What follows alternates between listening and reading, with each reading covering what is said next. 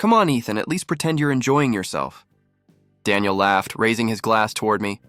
You look like you're at a funeral, not my birthday. I smirked, swirling the drink in my hand. You know, I don't drink much. That's because you're old inside, Lily teased, her hand brushing mine before she passed Daniel the cake knife. Cut it before it melts. Daniel grinned at her. You're lucky, Ethan. Not every guy gets a wife who plans surprises this perfect. Yeah, I said quietly, watching her smile back at him. I'm lucky. The room filled with laughter and music, but I kept noticing how easily they talked, how their eyes met longer than mine met Lily's that night. Still, Daniel was my brother in all but blood. We'd built everything together, the firm, the dreams, the nights we spent sketching designs and surviving on instant noodles. When everyone left, Daniel leaned against the balcony railing, city lights reflecting in his eyes. You ever think we'll make it big, Ethan? We already have, I said. We've got our name on a building. That's something, he chuckled. Not enough for me. I want the skyline to remember us. That ambition's going to burn you one day, I joked. Maybe, he said with a grin, but at least I'll burn bright. Lily stepped outside, her hair catching the breeze. You two in your buildings. You talk more to blueprints than people. That's because buildings don't lie, I said. She laughed softly, and Daniel watched her in a way I couldn't name. Maybe pride, maybe something else. I told myself I was imagining it. Later that night, after Daniel left, Lily leaned on my shoulder. He's charming, isn't he? Too charming, I said, half smiling. But yeah, he's got that gift. He's confident, she murmured. People like that. It's magnetic. I looked at her, confused. You sound like you admire him. Maybe I do, she said lightly, standing up to collect the plates. You could learn a thing or two. From Daniel? I asked, half laughing. She didn't answer. Just smiled faintly and disappeared into the kitchen. The words stayed with me. I sat there wondering when she stopped saying we and started saying you. Days passed. Work was the same. Daniel and I met clients, fought over designs, laughed over coffee. He was the kind of man who filled a room. I'd always admired that, until I started noticing how Lily's eyes followed him when he spoke. One evening, I returned home late. The house was quiet except for faint laughter from the backyard. Lily's voice. Daniel's too. I froze near the kitchen door, the light spilling through the half-open blinds. Daniel, stop, Lily whispered, laughing softly. Then stop smiling like that, he said. You're making it hard to. Someone could see. Ethan's not home. My chest tightened. For a second, I couldn't breathe. I told myself it was nothing. A joke, friendly teasing. Daniel was like family. Lily would never... I stepped back, my hands trembling. The laughter faded as I closed the door quietly behind me. When I got upstairs, I sat in the dark, staring at the floor. My mind replayed their voices. The softness, the laughter, the way he said my name wasn't home. Maybe I was tired. Maybe I was jealous for no reason. Daniel loved me like a brother. Lily loved me, didn't she? The next morning over breakfast, I asked, You and Daniel seemed close last night. She looked up from her coffee. He was helping me fix the lights in the yard. Why? No reason, I said, forcing a smile. I just heard you laughing, she shrugged. He's funny, Ethan. You should laugh more. I laughed then, hollow and small. Yeah, maybe I should. That night when I lay beside her, I kept hearing Daniel's voice. Ethan's not home. And for the first time, I wondered if my best friend had already crossed a line I couldn't see. The flight landed early. I remember feeling proud, finally closing the deal that could double our firm's worth. I thought Lily would be thrilled. I wanted to surprise her. As I drove home, I rehearsed what I'd say. You were right, Lily. All those nights I worked late, it finally paid off. I even bought her favorite flowers. White lilies. The irony still stings. The front door was unlocked. Lily? I called, stepping inside. No answer. The house smelled of wine and candle wax. I smiled. Maybe she'd planned a surprise of her own. Then I heard it. Soft laughter. Hers. A low voice answered. His. For a second, I froze. My hand tightened around the flowers until the stems snapped. I walked toward the bedroom. The door was half open. I pushed it gently. Lily's gasp sliced the air. Daniel turned, shirt halfway buttoned. My flowers fell to the floor. Ethan, Lily started stepping back. I stared at them. My wife, my best friend, my whole world shattering in one glance. Ethan, it's not what it looks like, she said quickly.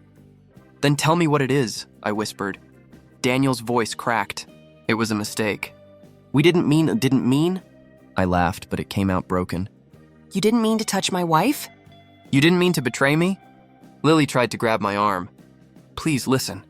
It just happened. We were drunk, we were talking about you and talking about me. I snapped. You betray me while talking about me? Daniel stepped forward, hands raised. I swear, Ethan, it's not like that. I love you, man. Don't you dare, I said, voice shaking. Don't you dare say you love me. He stopped, eyes wide. The room went silent except for the rain tapping the windows. I felt my pulse in my throat. I looked at Lily. Her eyes were wet, but not from guilt, fear. How long? I asked. Ethan, please, how long? She looked down. A few months. The words hollowed me out. I couldn't feel my legs. I turned to Daniel. So all those nights you stayed late at the office, all those times you said you had my back, you had her instead. Ethan, don't do this. Do what? Feel? I said. I trusted you more than anyone. You were my brother. He opened his mouth but said nothing. I stepped back. My voice was barely a whisper. I can't even hate you right now. I'm too numb for that, Lily sobbed. We didn't want to hurt you. You already did. I picked up the flowers from the floor, petals crushed between my fingers. Congratulations, you got what you wanted. She reached for me. Ethan, please don't leave. We can fix this. Fix? I laughed quietly. You can't rebuild trust once it's burned to ash. Daniel took a step forward. Hit me if you want. I deserve it, I looked at him. No, you don't get that from me. You don't get anything anymore. I walked out. The sound of Lily crying followed me down the stairs, blending with the storm outside. The rain hit my face as I stepped onto the porch. I didn't care. I wanted it to wash everything away. Her perfume, his voice, the smell of betrayal. In the car, I sat gripping the wheel, staring at the dashboard through tears. My best friend, I whispered. My wife. I started driving with no destination, headlights cutting through the rain. My hands trembled so badly I almost pulled over, but I kept going. Away from that house, away from the memories clawing at me. Every sound felt distant. Every breath hurt. When I reached a quiet intersection, I stopped. The rain blurred everything, lights, thoughts, life itself. For the first time, I wished I hadn't come home early. Maybe ignorance would have been kinder. Maybe I'd still believe in them, but I did come home. And now I could never go back, I whispered into the silence. It's over, though my heart refused to believe it. As I drove again, one truth echoed louder than the thunder. The people I trusted most had destroyed me. And that night, under the storm, something inside me began to die. I heard Daniel's taking over the Crestline project, Mark said, glancing at me across the conference table. Is that true? I stared at the blueprint spread before me. He can take whatever he wants, Mark frowned. It's your design, Ethan, I forced a laugh. Not anymore. Whispers rippled through the office after that. I could feel them, stares, pity, judgment. The partner who got replaced. The man whose wife ran away. Every look felt like a knife I had to pretend not to feel. When Daniel entered the room later, smiling like nothing had happened, I looked down. Morning, he said too casually. I didn't answer. He stood near me, pretending to check the drawings. You're still angry. I kept my voice steady. I'm not angry. I'm tired. Tired of what? Of pretending we're still brothers, he sighed. Business is business, Ethan. Don't make this personal. I looked up, meeting his eyes. You slept with my wife, Daniel. How much more personal can it get? His face twitched. That's over. You said you were done. I am, I said quietly. That's why I'm resigning, he blinked. You're quitting? I nodded. The firm's yours. The name, the projects, the reputation. You've already taken everything else. He tried to speak, but I walked away before he could. My footsteps echoed through the hallway I'd built with my own hands. That night, I sat in my office, staring at the city lights. My reflection in the glass looked like a stranger, tired eyes, cracked spirit. I whispered to myself, they didn't just steal my love. They stole my name, a A soft knock broke the silence. "Come in," I said. Sophie stepped inside, holding 2 cups of coffee. "You didn't go home again, did you?" I forced a smile. "Home's just walls now." She set the cup beside me. "I heard what happened today." "Everyone did," I said. "It's good gossip," she hesitated. "Do you want to talk about it?" "No," I said, then sighed. "Yes, I don't know." Her voice softened. "You can't let them win, Ethan." I looked at her, eyes heavy. "They already did." She didn't argue. She just sat beside me, silent, watching the rain hit the windows. After a long pause, she said, "You're better than them. You just don't see it yet," I laughed bitterly. "Better? I can't even look in the mirror without feeling like a failure." "You're not a failure," she said. "You're hurt." "That's not the same thing." Her words stung because they were kind. I didn't know how to handle kindness anymore. The phone rang suddenly. I didn't move. Sophie answered it, then looked at me with concern. "It's your mother. She's been taken to the hospital." My stomach dropped. "What happened?" "She collapsed," Sophie said. "Your brother's with her." I grabbed my coat and keys, barely hearing my own voice. "Tell Daniel he can have the office too." The hospital smelled like bleach and fear. My mother lay there pale but smiling when she saw me. "You look tired, sweetheart," she whispered. "I'm fine," I lied. She touched my hand. "You always say that when you're breaking." I couldn't answer. Later, when she slept, I sat by her bed staring at the monitor's rhythm. Lily hadn't called, not once. Not even after the news spread about Daniel stealing my designs. She disappeared completely. Sophie texted me, "Do you need anything?" I stared at the screen before replying. Just silence, and that's what I lived in for weeks. Silence. No firm, no love. No laughter. Just long nights staring at empty pages where dreams used to be. Sometimes I thought about revenge. Other times I thought about nothing at all. But when Sophie showed up one evening with files and coffee, she didn't say anything. She just looked at me, waiting. Something in that quiet gaze told me the story wasn't over yet. Not for me, not for them. "Are you sure about this?" Sophie asked, looking around the tiny office we'd just rented. The walls were cracked, the lights flickered, and the old air conditioner rattled like it was protesting our hope. "It's all I can afford," I said, placing a worn-out blueprint on the desk. "But it's mine," she smiled. "Then it's a start." We spent days painting, cleaning, and setting up secondhand furniture. Every nail I hammered felt like reclaiming a piece of myself. Sophie brought in clients, small businesses at first. Cafes, schools, even a clinic. Nothing grand, but honest work. I designed like my life depended on it. Maybe it did. One evening, as I sketched late, Sophie appeared with coffee. "You never stop, do you?" "Can't afford to," I said, glancing up. "Besides, this keeps me sane." She leaned on the desk. "Or it keeps you from feeling." Her words hit deeper than I expected. Maybe that's the point. Silence filled the room. She didn't push further. She just stayed. Months passed. Clients started recommending us. People liked the designs, simple, clean, human. I didn't chase fame anymore. I chased peace. Then one morning, an unfamiliar number called. "Ethan Reed?" A deep voice asked. "This is Liam Turner," I froze. "Liam? It's been years." "Too many," he said warmly. "I heard what happened. Thought I'd check if you still remembered how to draw." I laughed. "Barely. He invited me to lunch the next day. When I saw him, the old man hadn't changed much. Gray hair, sharp eyes, still carrying that calm authority. "You look older," he said. "I feel it." We sat down, and before I could speak, he said, "I know about Daniel." I tensed. "Then you know why I walked away," he nodded slowly. "You did what you had to. But tell me, Ethan, what now? What drives you?" I hesitated. "I want to rebuild, and maybe one day prove I didn't deserve what happened." Liam leaned back. "Revenge is useless if you become what broke you." "I'm not after revenge," I lied. He smiled knowingly. "Of course you are. Just don't lose yourself doing it." His words stayed with me long after he left. Years passed quietly. My firm grew. We didn't make headlines, but our projects began appearing in design magazines. People started calling me the Silent Architect. I liked that title. Silence had become my strength. One afternoon, Sophie rushed in with her phone. "You need to see this," I frowned. "What is it?" Daniel's firm, she said. There's an article. Contract violations, cheap materials, bribery.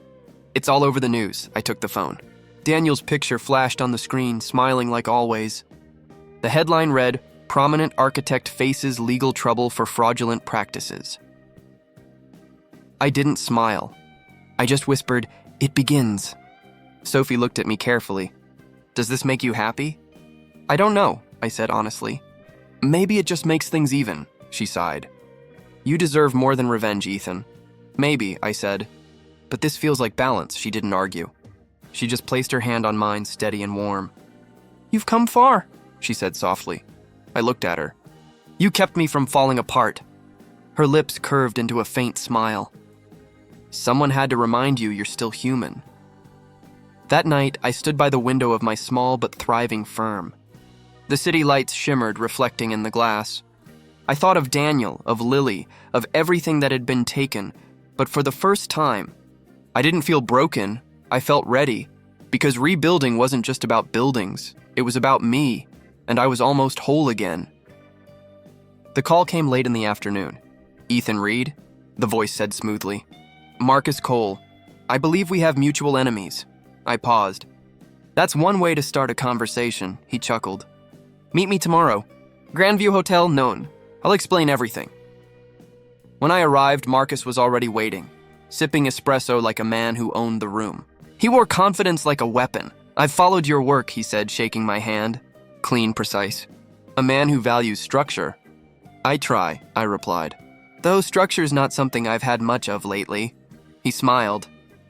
"Then maybe I can help with that." "Daniel Steele, he wronged you." My pulse tightened. "You could say that. He wronged me too," Marcus said. "Cost me millions." "Lied, cheated, cut corners. Now he's bidding on the Riverton project. A public design contract worth more than he deserves. I want to make sure he loses." I studied him. "Why come to me?" "Because you know how he thinks," he said simply. "And because revenge tastes better when served by someone who's earned it." I leaned back. "I'm not sure I'm in that business anymore." Marcus's eyes glimmered. "You rebuilt from ashes. Don't insult yourself by pretending you're finished." His words echoed in me. I had told myself I'd moved on, but I hadn't. Not really. "All right," I said quietly. "What's your plan?" He slid a folder across the table. Inside were schematics, budgets, and Daniel's proposal. "He's using fake suppliers again," Marcus said. "Low-cost materials, falsified quality reports. Same pattern as before." I flipped through the pages, disgust curling in my chest. He never learns. "That's why he'll fall," Marcus said. We spent the next few weeks building a counter-proposal. Sophie managed logistics while Marcus pulled strings behind the scenes. Every meeting felt like moving chess pieces. I didn't raise my voice or gloat. I just worked. One night, Marcus stopped by my office, jacket slung over his shoulder. "You ever think about what you'll do after this?" "Sleep," I said. "Maybe finally breathe." He laughed softly. "You're not the type to rest. Men like us, we rebuild, then we aim higher." I met his gaze. "He thinks he's untouchable," Marcus smirked. "Good. That makes the fall louder." The next morning, Daniel walked into the bidding conference, smiling as if the world still adored him. I watched from the corner, silent. He didn't even notice me. Marcus presented our proposal second. Clean, transparent, solid math, flawless sourcing. Daniel's team panicked halfway through the Q&A when the review board began asking about discrepancies in his supplier invoices. "Must be a mistake," Daniel insisted, sweating. Marcus leaned forward. "Then prove it." The silence that followed was priceless. A week later, headlines broke. Architect Daniel Steele under investigation for contract fraud. Investors withdrew. Clients canceled, and Evelyn filed for divorce. Sophie found me at the office that evening, holding her phone. "It's everywhere," she said. "You did it," I shook my head. "No, he did it to himself." She studied me. "You don't look happy." "I'm not," I admitted. "Revenge isn't joy. It's correction." Marcus called later that night. "He's finished. You could have destroyed him completely, you know." "Why stop here?" "Because this was never about destruction," I said. "It was about balance," he paused. "You're colder than I expected." "Precision," I corrected. "Sometimes revenge doesn't need fire. It needs precision," he laughed. "You're a dangerous man, Ethan Reed." only to those who forget what they owe. After the call, I sat alone, staring at the blueprints spread across my desk. The city lights flickered outside, reflections dancing across the glass. Sophie walked in quietly. "It's over, isn't it?" "For him," I said. "Not for me," she frowned. "What's next?" I looked down at my designs. Clean lines, quiet strength, no deception. "I build," I said softly. "That's what I do." Outside, the wind carried faint sounds of the city moving on, people unaware that somewhere a man's empire had crumbled in silence. I didn't toast. I didn't smile. I just watched, because revenge isn't about the noise it makes. It's about the silence that follows. When I saw the headline that morning, I didn't flinch. Daniel Steele declared bankrupt. Divorce settlement finalized. Sophie glanced at me from across the office. "You've seen it, haven't you?" I nodded. "Yeah. Do you feel better?" She asked quietly. "No," I admitted. "Just empty," she sighed, leaning against my desk. "He lost everything, Ethan. You don't have to carry this anymore." "I'm not carrying anything," I said, though the lie burned my throat. Sophie tilted her head. "You still think about them?" "Sometimes," I said. "Mostly when I remember what trust used to feel like." The phone buzzed. An unknown number. I almost ignored it, but something made me answer. "Ethan," a trembling voice whispered. It took me a second to recognize it. Lily. I didn't know who else to call, she said. "He's gone." "Daniel's gone. He left the city, took what little money he had, and disappeared." I leaned back in my chair, staring at the ceiling. "Why are you telling me this?" "Because you deserve to know," she said. "You were right about him." "That doesn't help either of us," I replied flatly. "I'm sorry," she whispered. "For everything. I ruined us and he ruined me." There was silence. I could hear her breathing, small and shaky. "You sound tired," I said finally. "I am," she murmured. "Life has a way of returning what we give, doesn't it?" I swallowed hard. "The world took from you what you took from me." "I know," she said softly. "And I'll live with that." She hung up before I could respond. Sophie watched me closely.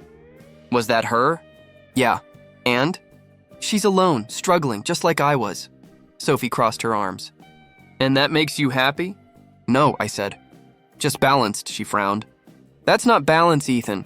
That's a wound pretending to be justice." I stood, walking to the window. The city stretched below, bright and indifferent. Maybe, but some wounds don't close, they just stop bleeding. Sophie came closer. "You think this ends here?" "It should," I said. "He's gone. She's broken. I've rebuilt. And yet," she said softly, "you still sound hollow." Her words lingered. I wanted to argue, but she was right. Every victory had felt smaller than I imagined. Every loss had echoed louder. I turned to her. "What if I don't know who I am without the pain?" "Then it's time to find out," she said. "Revenge gave you purpose, but it's not a life. Don't let it define what comes next." I looked down at my hands, steady but cold. He used to say success made him invincible. Now he's a ghost. I used to believe forgiveness was weakness.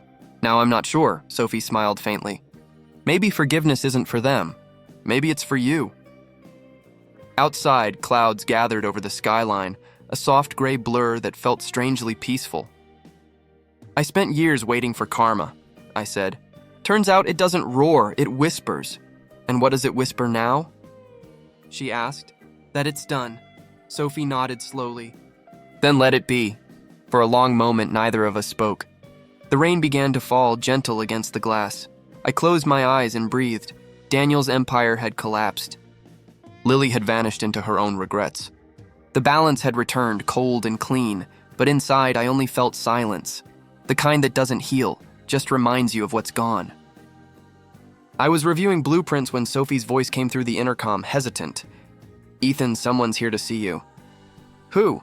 I asked without looking up, a pause. "Lily!" My pen froze. For a moment I thought I'd misheard. "Send her in," I said quietly. The door opened, and there she was, smaller, thinner, her eyes hollow. Time had drained the shine she once wore like armor. "Hi," she said softly. "Hi," I replied, my voice flat. She looked around the office. her gaze lingering on the framed awards, the sunlight through the glass. You built all this, she whispered. With what was left, I said. Her hands trembled as she sat. I made a mistake, Ethan. I thought I wanted more, but I lost everything. I studied her face, the faint lines, the weight of regret. My chest felt tight, but not from love. It was memory, raw and ghostly. You didn't just lose things, I said. You lost people. Trust me. Her voice cracked. I know I was stupid. Daniel promised me a future and I believed him. But when it all fell apart, I realized he never loved me. Not like you did, I leaned back. And now you want that love again? Tears gathered in her eyes. I just want a chance to make things right. Sophie entered quietly with coffee, then froze when she saw Lily. The air turned heavy. I'll leave you two, Sophie said, setting the cups down. No, I said. Stay, Lily glanced at her uneasily. I didn't come to cause trouble. You already did, I murmured. She swallowed hard. Ethan, I've been living alone in a small apartment trying to find work. No one trusts me anymore. I see your face everywhere. Articles, interviews. I'm happy for you, really. You just what? I asked. I miss who we were, she said, her voice breaking. The laughter, the plans, the way you looked at me like I mattered. I felt the sting of old wounds reopening. You mattered, I said. Until you chose someone else. Her tears fell fast. I thought you'd never forgive me. I don't know if forgiveness is what you want, I said. You want to erase the past, but I live with it every day. She reached across the desk. Please, can we start again? I stared at her hand. The same hand that once wore my ring. The same hand that betrayed every promise it held. You destroyed us, Lily, I said softly. There's nothing left to rebuild, she flinched. Not even friendship? Not even memory, I replied. Some things die too completely to resurrect. The room went silent. Only the ticking clock filled the space between us. Sophie finally spoke. You should go, she said gently to Lily. Lily wiped her face, her voice trembling. I understand. As she turned to leave, I said, Lily. She paused, looking back. I don't hate you, I said. But I don't love you either. Maybe that's what peace feels like. She gave a small, broken smile. You always had a way with words. When the door closed behind her, I exhaled, feeling years lift from my chest. Sophie stood beside me. You okay? Yeah, I said. For the first time, I think I am. She touched my arm lightly. Then let her go. I already did, I said. The city outside glowed gold in the afternoon sun. I looked at my reflection in the glass, older, steadier, finally free.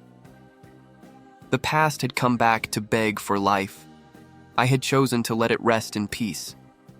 The cemetery was quiet, the kind of quiet that presses against your ears until it feels alive. I walked slowly along the gravel path, the chill of autumn brushing my face. My mother's grave came into view, simple, unadorned, just a stone and her name, Grace Reed. I knelt, brushing my fingers over the letters. I finally understand, I whispered. Not all battles need fire. Some just need time. A voice behind me made me start. So it's over? I turned to see Sophie, hands in her coat pockets, eyes soft but knowing. No, I said slowly. It's just peace. She sat beside me and for a long moment we didn't speak. The wind rustled the dry leaves, carrying memories I wasn't sure I wanted back. I glanced at the grave again. Mom, I should have called more, visited more. I was too busy being angry, being small.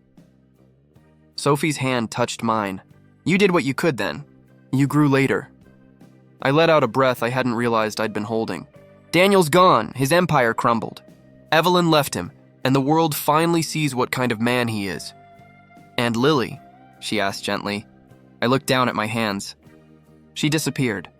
I don't even know where she is. And I don't want to. That chapter is closed, Sophie smiled faintly.